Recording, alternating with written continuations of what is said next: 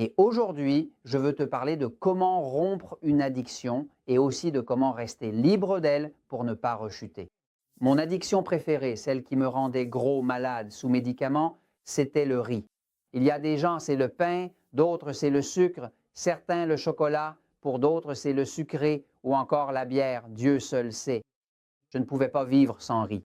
Depuis que je m'en suis débarrassé, j'ai maigri, j'ai perdu du poids, ma tension a baissé, mes triglycérides ont baissé, mon cholestérol a baissé, ma vie s'est arrangée et j'ai retrouvé la santé complète, n'est-ce pas? Alors, pourquoi le corps devient-il accro? Eh bien, parce que le corps nous procure du plaisir, le corps nous donne des satisfactions et il le fait à travers les sens.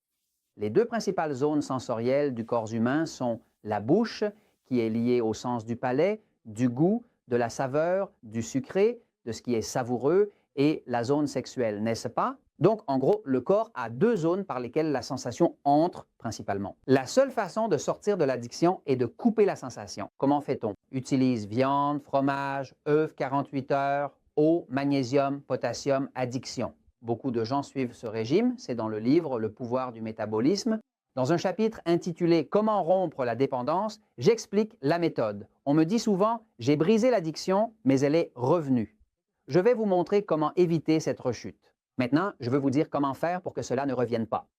La façon de faire, c'est que vous devez vous assurer que votre corps reste super hydraté. Si vous ne l'hydratez pas, votre corps manquera d'énergie, car ce qui donne le plus d'énergie au corps, c'est l'eau, pas la nourriture, c'est l'eau. La formule est la suivante, le poids en kilogrammes divisé par 7 égale le nombre de verres d'eau, ou le poids en livres divisé par 16 égale le nombre de verres d'eau par jour. Vous devez lui donner suffisamment d'eau pour maintenir un métabolisme élevé et un niveau d'énergie important. Si votre corps manque d'énergie, il va réclamer à nouveau l'addiction parce que ce que le corps veut le plus, c'est de l'énergie. L'autre chose à faire, c'est de rester supplémenté en magnésium jusqu'à la tolérance intestinale. Et l'autre point, c'est que le magnésium ne fonctionne jamais bien sans potassium. Si après avoir rompu définitivement l'addiction, vous restez éloigné de la substance, maintenez un bon niveau d'hydratation et gardez suffisamment de magnésium et de potassium essentiels, vous n'aurez vraiment pas envie de vous jeter sur un chocolat, un morceau de pain, du riz, une tortilla mexicaine ou quoi que ce soit d'autre qui vous rendait auparavant accro et vous serez alors totalement et pleinement libre. Et au lieu que ce soit votre corps qui vous donne des ordres, c'est vous qui donnez des ordres à votre corps, comme cela devrait être, car la vérité réussit toujours.